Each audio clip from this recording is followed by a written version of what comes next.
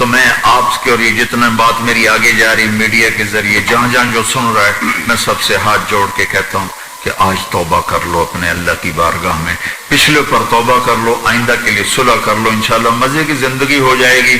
میں اللہ پہ قربان جاؤں، صدقے جاؤں کہ اس نے بھی توبہ کا دروازہ ایسا کھلا رکھا ہے، نہ کوئی عدد کی قید ہے، نہ کوئی عمر کی قید ہے، نہ یہ کہتا ہے 1000 دفعہ توڑ دی تو پھر قبول نہ ہوگی، نہ یہ کہتا ہے 60 سال عمر گزر گئی تو پھر توبہ قبول نہ ہوگی، بلکہ کہتا ما لم یغرغر، جب تک تیرے گلے کا سانس باقی ہے تیری توبہ کا انتظار رہے گا۔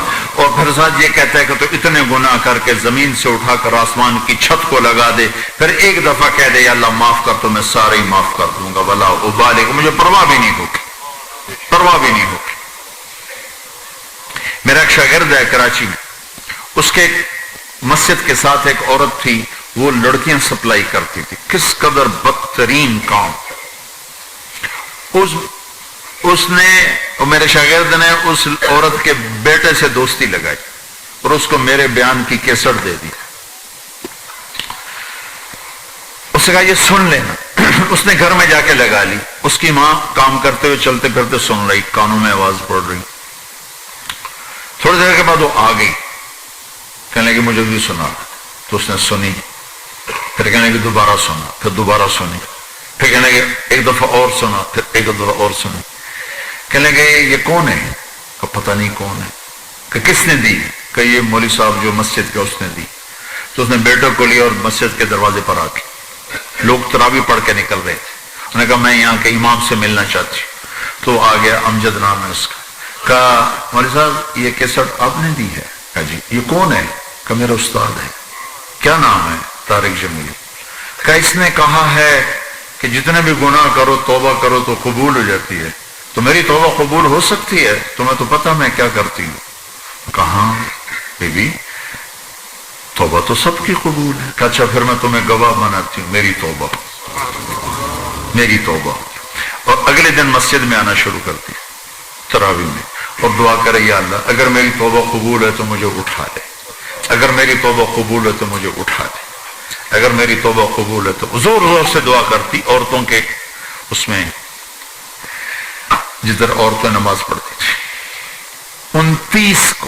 29 کی رات سجدے میں اللہ نے اس کو موت دے دی۔ ساری زندگی لڑکیاں سپلائی کی اور موت آئی رابعہ بصری جیسی۔ توبہ ایسی چیز، اے اللہ میری توبہ قبول ہے تو مجھے اٹھا لے۔ 29 کی رات سجدے میں اللہ نے اس کی روح کو قبض کیا۔ تو میرے بھائیو بہنوں، جتنا مجمع آپ موجود ہو، جتنا اس کے ذریعے سے سن رہا ہے، آج توبہ کر لو۔ پتہ نہیں نہ جانے بلا لے پیا کس گھڑی، پتہ نہیں رب کا بلاوا کب آ جائے، تو ہم توبہ کر اور اپنے مالک کو راضی کر۔ تو نیت کرتے ہو میرے ساتھ؟ سارے کرتے ہو نا؟ تو کہو یا اللہ میری توبہ، پھر کہو یا اللہ میری توبہ، پھر کہو یا اللہ میری توبہ۔ اللہ کی قسم اگر دل سے کہا ہے سب معاف ہو۔ میں نواب شاہ میں تھا تو ایک وڈیروں کو جمع گیا، وڈیرے مسجد میں تو آ نہیں سکتے، سندھی وڈیرے، تو ہم نے ایک وڈیرے سائیں کے گھر میں ہی بیان رکھ دیا، تو وہاں آگے سارے، تو ایک وڈیرے کو لے کر اب بڑی مونچھیں اور جلالی چہرہ اور بہت غلط زندگی، میں نے بیان کیا، وہ بیان میں روتا رہا۔ جب میں نے کہا ہاں بھائی توبہ، میں ہر بیان میں یہ کرتا ہوں کوشش، شاید کوئی ایک آدمی میرے ذریعے سے توبہ کر جائے تو میری بخشش کا سامان بن جائے، تو اس نے زور سے کہا اللہ سائیں توبہ، اللہ سائیں توبہ، اللہ سائیں توبہ۔ ساری زندگی کی غفلتیں تھیں۔ گھر گیا اور یہ ظہر پہ بیان ختم ہوا ہے اور مغرب پہ اس کی موت واقع ہو گئی۔ ساری زندگی گناہوں میں گزار کے وہ گیا جنت میں، کہ توبہ تہدم ما کان قبلہا، کہ توبہ ہر گناہ دھو دیتی۔ شیطان ایک راستے سے آتا ہے، کیا فائدہ توبہ کا، ادھر کرتا ہوں ادھر ٹوٹ جاتی، کیا ارے فائدہ دیکھو، یہ فائدہ نظر آئے کہ نہیں؟ دو فائدہ دکھائیں، ایک سجدے میں مری ہے اور ایک ساری زندگی گناہ کر کے ظہر سے مغرب تک کا حصہ اس نے توبہ کا گزارا ہے اور گیا جنت۔ کبھی مایوس نہ ہونا اللہ سے کہ میں اتنے گناہ کرتا ہوں، اللہ کیسے معاف کرے گا، اللہ بڑا کرے، اللہ تھانے دار نہیں ہے، مہربان ہے، دوست ہے، ہمارا دوست ہے. اللہ سے باتیں کرو، اللہ سے یاری لگاؤ، اللہ کو دکھڑے سناؤ. یا اللہ میرے ساتھ یہ ہو رہا ہے تو کچھ کر دینا. اللہ سے لاڈ کرو جیسے ماں سے لاڈ کرتے ہو. اللہ تو پیار کی چیز ہے نا کہ ڈرنے کی. ہاں ڈرنا ہے اپنے گناہوں کی وجہ سے، لیکن پیار غالب ہو، محبت غالب ہو. وہ نہیں تھا چرواہا موسیٰ علیہ السلام نے سنا کہہ رہا اللہ سیاں تو آویں تیری جوواں کڈاں، تین تیل لاواں، تین کنگھی کراں، تین روٹی کھواواں، تین دودھ پیواواں. یہ اللہ سے باتیں کر رہا.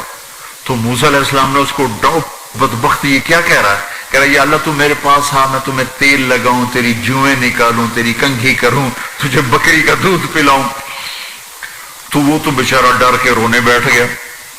جب موسیٰ علیہ السلام طور پر آئے تو موسیٰ علیہ السلام سے اللہ نے کہا موسیٰ تو نے تو میرا یار ہی مجھ سے دور کر دی، مجھے تو اس کی باتیں بڑی اچھی لگتی تھی. تو نہیں یہ کیا جا اس کو خوش کر کے جیسے ناراض کر کے آئے. چلو اس روایت میں تو کوئی اونچ نیچ ہو سکتی ہے، کچی پکی بات ہو سکتی ہے، لیکن میرے نبی کی صحیح حدیث بتا رہا ہوں. میرے نبی مسجد میں صحابہ ہنس رہے تھے تو آپ نے فرمایا جو میں جانتا ہوں تم جانو تو تمہارا ہنسنا بند ہو جائے، رونا زیادہ ہو جائے. تو سب صحابہ نے زارو قطار رونا شروع کر دیا. آپ یہ کہہ کر واپس مڑے، دروازے تک نہیں پہنچے تھے کہ جبریل آ گئے کہ میرے محبوب تو نے میرے بندوں کو اتنا زیادہ ڈرا دیا مجھ سے، جا واپس جا، جیسے رولایا ہے ایسے ہی ہنسا کے آ. اللہ پاک تو ہمارے مالک خالق ہمارے مہربان ہیں.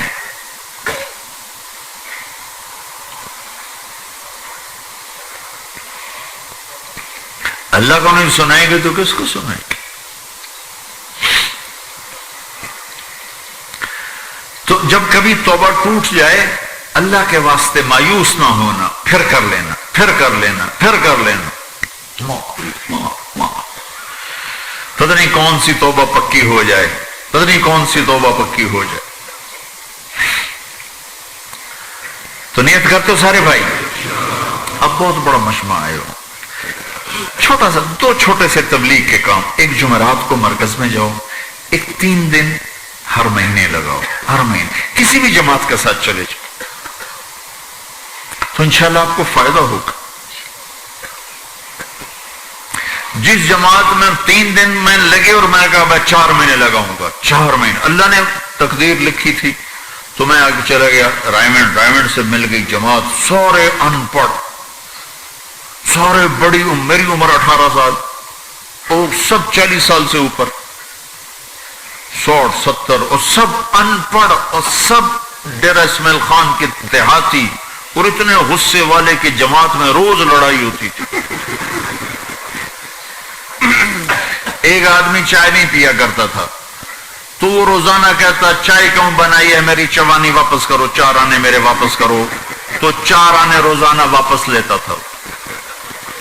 باقاعدہ 4 آنے اس کو روزانہ واپس کیے جاتے تھے کہ میں چائے نہیں پیمڑی، میری چوانی واپس کرو.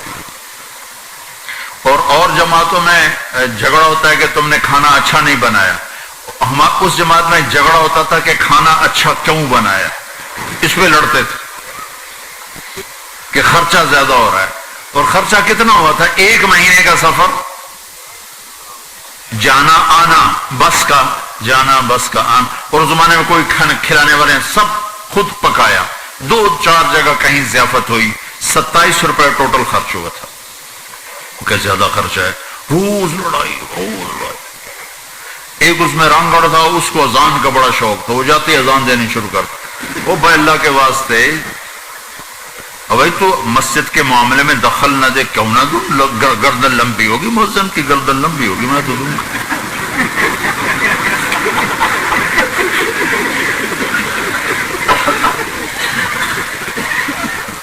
وہ امیر بھی چٹا ان پڑھ تھا، بالکل ان پڑھ، مطلب عجیب وہ نمونہ تھی جب، یعنی اس میں ہر ایسا ایلیمنٹ موجود تھا کہ میں بستر اٹھا کے بھاگ جاؤں. لیکن مجھے اسی سے فائدہ ہو کہ تبلیغ معلوماتی محنت نہیں ہے، تبلیغ صفات کو سیکھنے کی محنت. علم کو سیکھنے کے لیے مدرسے ہیں، علماء ہیں، تبلیغ تو صفات کو سیکھنے کی محنت، ایمان کتنا بنا۔ میں جب واپس آیا تو میں بیٹھا تھا اور مسجد میں تو ایک شخص نے پوچھا آپ کہاں گئے تھے، کتنا سفر تھا؟ میں نے بتایا۔ کہنے کہ آپ نے کیا سیکھا؟ وہ نے مجھ سے کہا آپ نے کیا سیکھا؟ میں نے کہا میں نے اپنی مرضی کے خلاف کرنا سیکھا۔ کہا ماشاءاللہ ماشاءاللہ، آپ نے بہت سیکھا بہت سیکھا۔ وہ ساری زندگی اس سے پہلے اپنی مرضی پہ گزرے، اپنی چاہتیں، اللہ نے ماں باپ سے دیا ہوا بہت کچھ، لیکن جو میری بنیاد بنی وہ سفر تھا جس میں روز لڑائی ہوتی تھی۔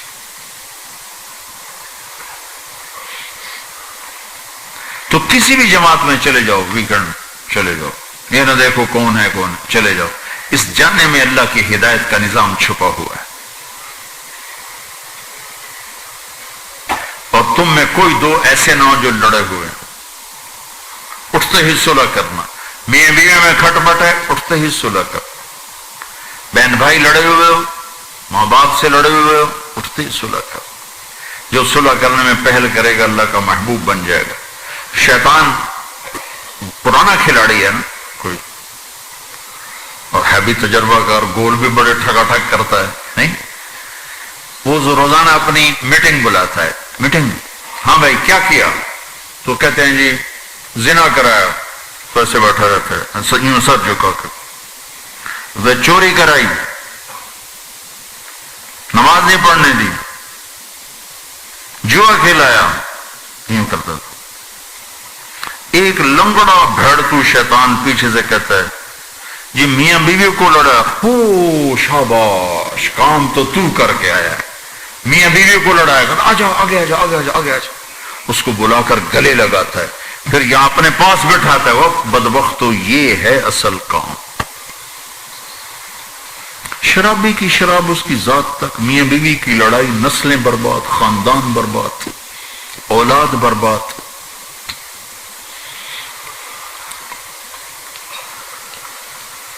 تو آپس کا معاشرہ بناؤ، اسلامی معاشرہ بناؤ، محبت والا، درگزر والا، ایک دوسرے کی تعریف کرو، ایک دوسرے کو گفٹ دو، ہدیہ دو۔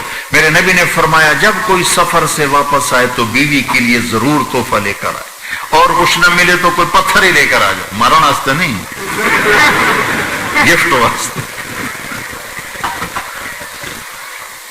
اور بیوی سے اللہ کے نبی نے کہا جو بیوی اپنے خامند کو ویلکم کرتی ہے دروازے پر خوشی کے ساتھ، تو اس کو اللہ کی راہ میں جہاد کرنے والے کا آدھا اجر ملتا ہے۔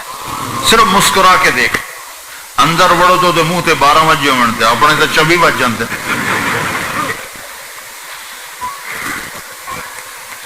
کبھی بیوی خامند کو تانا نہ دے، خامند بیوی کو تانا نہ دے، پیار محبت کے انداز میں بات کرو جو دلوں میں۔ اولاد کو بھی ایسے ڈانٹ ڈپٹ، یہاں تو ایسی ڈانٹ ڈپٹ نہیں ہے، لیکن میرے نبی کا طریقہ بھی یہ نہیں ہے۔